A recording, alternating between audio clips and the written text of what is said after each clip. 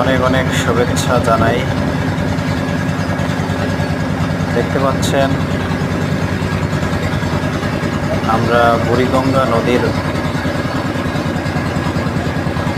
তেলঘাট থেকে সদরঘাটে যাচ্ছি।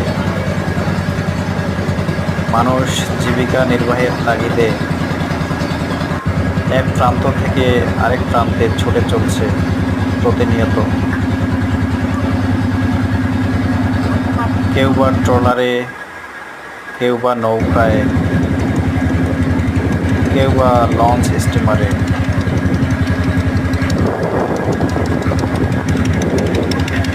তো ভিডিওটি ভালো লাগলে অবশ্যই কমেন্ট করবেন এবং আমার চ্যানেলটি সাবস্ক্রাইব করবেন।